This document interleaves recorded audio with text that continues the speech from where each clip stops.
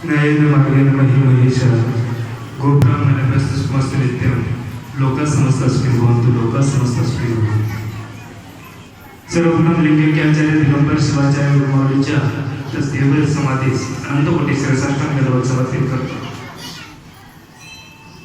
आपल्या मठाचे वयोज्ञानवृद्ध शिवाचार्य दशरथ 108 सांब शिवाचार्य महास्वामींच्या दिव्यचरण कमळाला अनंतकोटी श्रेष्ठांग दंडवत समर्पित करतो। त्याचबरोबर कर्मस्व शिवाचार्य महास्वामीजी, गुरुपादेश्वर शिवाचार्य महास्वामीजी व आपल्या आत्मीय गुरुवर्य वेदांताचार्य दिगंबर शिवाचार्य महास्वामींच्या दिव्यचरण कमळाला अनंतकोटी श्रेष्ठांग दंडवत महानतया स्वामी प्रभावा। आपण जमलेले सर्व सद्भक्त गुरुमाऊलीच्या 77 पुण्यस्मरणानिमित्त चालत असलेला पुण्यस्मरण सोहळा आणि त्यानिमित्तानं चालत असलेली ही धर्मसभा अमृतपान एवढे गुरुजींनी आताच अमृतपान या शब्दाचा उल्लेख केला। जीवनात आल्यानंतर आता महत्व कशाला आहे तर चहा पानाला महत्व असतं। जरी पुरणपोळीचं जेवण घरात केलं तरी चहा नाही पाजला तर ते पाहुणा जाता म्हणतो की चहाच केला नाही तरी। त्याच पद्धतीने जीवनात आले तर मठात आल्यानंतर काही न मिळू पण अमृतपान मिळणं गरजेचं असतं। ते आपल्या आज दिगंबर शिवाचार्य महाराजांच्या 77व्या पुण्यस्मरणानिमित्त आपल्याला ते मिळतंय। त्याच्यात आपले इतकं मोठं परमभाग्य आपलं करणं, कारण आपण करतो याच्यापेक्षा जास्त आपल्याला काय मिळतं याला असतं। आपण काम तर अनेक करतो पण कामातून आपल्याला काय मिळतं, कारण आपण आपल्या आतापर्यंत कुठल्या झाडाला पाणी घातलं तर ज्याला फळही येत नाही, त्याला कुठलं फुलही येत नाही, पण त्या संसार रूपी झाडाला पाणी घालत राहतो। कधीतरी आपण आत्माला आपल्या आत्म्याला पाणी घालण्याचं काम केलं का तर कधीच आपल्याकडून होत नाही। मग ते मठात आल्यानंतर पुण्यस्मरणाच्या निमित्तानं आज आपल्याकडून होते। कारण घरी बसल्यानंतर तुम्ही कधी गाव घेत नाही, नामस्मरण करत नाही, पण गावाचं पूर्ण नामस्मरण आम्ही घेतो हे दाखवण्यासाठी शोभायात्रा काढली। पालखी निमित्त असतं पण आमचं वेगळंच कारण असतं। आम्ही ते करतो म्हणून आम्ही त्यामध्ये सहभागी झालो पाहिजे, आम्ही करतो की नाही त्याची पावती आम्हाला कोणी दिलं पाहिजे। या उद्देशाने आम्ही आजपर्यंत करत राहणार आहोत। पण आज ज्या आचार्यांची पुण्यतिथी आहे वैराग्यमूर्ती, कारण त्यांच्याबद्दल बोलण्यासाठी आपल्याकडे शब्द फार कमी असतात। कारण गुरुबद्दल बोलणार तरी काय, कारण परमहंस वाचल्यानंतर आपल्याला कळतं की गुरुबद्दलची महती त्या परमहंसात सर्वत्व काही दिलेलं आहे।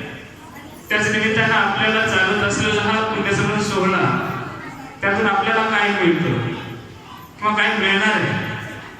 कारण इच्छा आहे तर 5 गुरुवारी आहेत त्याचं दर्शन मिळणार आहे। दर्शनात कळतं तर पाप नाश होतं, तर पाप नाश करण्यासाठी आपण वर्षातून 1 दिवस तरी मठात येतो। तसं वसमतचे लोक चांगले आहेत, दररोज येतात, कारण मी अनेक वेळा पाहतो। पण आपण वर्षातून 1 वेळेस तरी तिथं जातो। हे निमित्त काय तर दिगंबर शिवाचार्य महाराजांची पुण्यतिथी आहे, त्या पुण्यतिथीच्या निमित्तानं चालत असलेला सत्संग आणि संघाच्या माध्यमातून या संगतीच्या माध्यमातून आपल्या जीवनात आपल्याला काहीतरी मिळावं या अपेक्षेने येतो। तर गुरुची कृपा तर रामोशाला आमच्यावर होते। आता एवढे सारे सांगितलं, मला काही माहिती नव्हतं, पण निश्चितच सगुण रूपानं जरी आपल्यात नसले तर निर्गुण रूपानं आजही आपल्यात त्यांचे तत्व वावरत असतात आणि त्या वावरणाऱ्या तत्वाचीच आम्ही पूजा करतो आणि ती पूजा आम्ही नित्य निरंतर करणार आहोत। हे सांगण्यासाठी आत्महत्याची गरज असते, चिंतनाची गरज असते। चिंतन करण्याचा दिवस म्हणजे आज पुण्यस्मरण।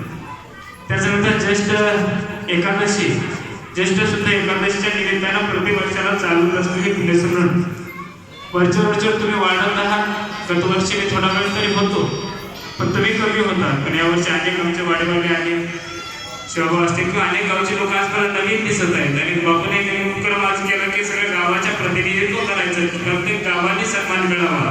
का गुरुची इच्छा आपल्या सर्व सद्भक्तांचं, कारण गाव कुठे जरी उडत राहिली तर तिचं चित्त किल्लापाशी असतं। सद्गुरू कुठे जरी असले तर माझ्या प्रत्येक गावात माझं लक्ष असलं पाहिजे। या उद्देशानं बापूने केलेलं कार्य, त्याचबरोबर चालत असलेला हा पुण्यस्मरण सोहळा अनेकांचा आहे। कारण मी तर काही धार्मिक क्षेत्रात बोलण्यासारखं राहिलो नाही, पण आजही बापूच्या आज्ञेनुसार करायला बापूंची इच्छा आहे। बापूने आशीर्वाद दिला की असता सद्गुरू सका पाठी राखा, इतराचा निकाल कोण करे।